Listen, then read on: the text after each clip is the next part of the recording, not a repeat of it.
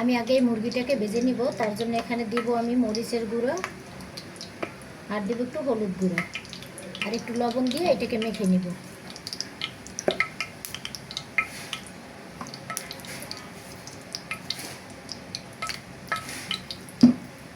মেখে আমি এটাকে একটু ভেজে নিব। ব্রয়লার মুরগি একটু ভেজে না রান্না করলে এটা কিন্তু ভালো লাগে না, এই জন্য একটু ভেজে রান্না করতে হয়। হালকা একটু হলুদ মরিচ দিয়ে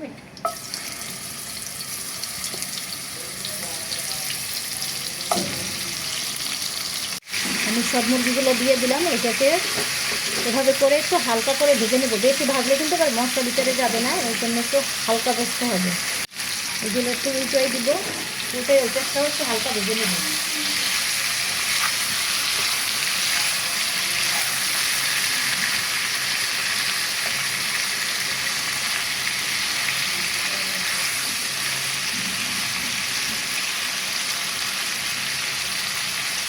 মুরগিটা আমার ভাজা হয়ে গেছে, আমি এটাকে তুলে নেব।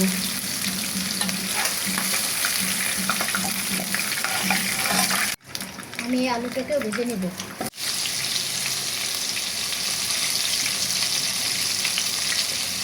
লবণ, হলুদ আর মরিচের গুঁড়ো দিয়ে এটাকে একটু হালকা ভেজে নেব।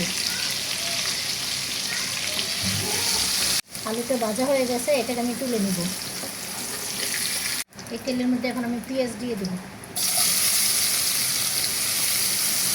পেঁয়াজটা নেড়ে চেড়ে একটু নরম করে নেব। পেঁয়াজের সাথে আমি একটু দারচিনি, তেজপাতা আর এলাচ কাটা দিয়ে দেবো। এখানে এটা একটু ভেজে নেব। এখন দিয়ে দিব রসুন। রসুনটা দিয়ে একটু লাড়াচাড়া করতে নিতে হবে, যাতে রসুনের কাঁচা গন্ধটা চলে যায়। এখন এখানে দিয়ে দিব লবণ। যেহেতু ওখানে লবণ ভাজার সময় দিছি, এখানে একটু কম দিলেও হবে। আমি দিব একটু আদা গুঁড়ো। আমি আদাটা কাঁচা দিব না, ব্রয়লার মুরগির মধ্যে আমি এই আদা গুঁড়োটা দেব। মরিচের গুঁড়ো, হলুদ গুঁড়ো আর দেবো একটু ধনিয়ার গুঁড়ো দিয়ে আমি এটাকে কষাই নেব।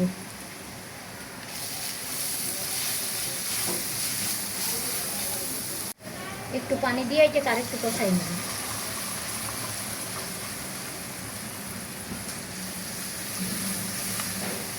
এটা কষানো হয়ে গেছে, এখন আমি মুরগিটা দিয়ে দিব। মুরগিটা দিয়ে আমি আর 1 মিনিট কষাই নেব।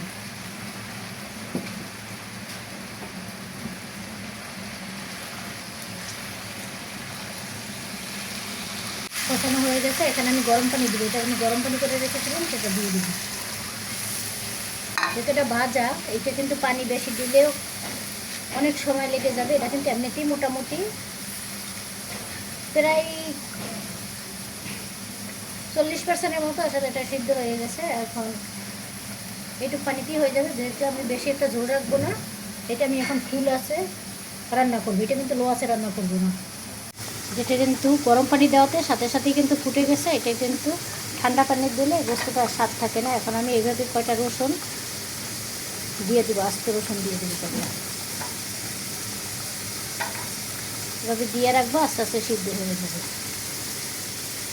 যে ফুল আছেই আমি রান্না করবো, এটা কোনো লো করবো না। এভাবেই রসুনটা আমি দিয়ে দিব, মাঝে মাঝে একটু নেড়ে দিব, হয়ে যাবে। আমি ঢাকনাটা খুলে এখন আমি একটু নেড়ে দেখি কী অবস্থা। ঝোলটাও টেনে আসছে আর রসুনটাও সিদ্ধ হয়ে গেছে, গোস্তটাও সিদ্ধ হয়ে গেছে। আমি একটু নেড়ে দিব। আমি একটু গরম মশলার গুঁড়ো দিয়ে দিব এখানে, এই যে দিয়ে আবার একটু নেড়ে দিব। বিসমিল্লাহ। আর 1 থেকে 1.5 মিনিট আমি এখন রান্না করব। গরম মশলা দেওয়ার পর বেশি সময় চুলার মধ্যে রাখলে, জাল দিলে কিন্তু সেই ঘ্রাণটা থাকে না। রান্নাটা হয়ে গেছে, আমি চুলাটা বন্ধ করে দিলাম। এখন ঢাকনা দিয়ে ঢেকে রাখবো। যদি ঢাকনা দিয়ে ডেকে রাখেন, এই যে গরম মশলাটার সেন্টটা, এটা কিন্তু একদম গোস্তের মধ্যে ঢুকবে, স্বাদটা বেড়ে যাবে।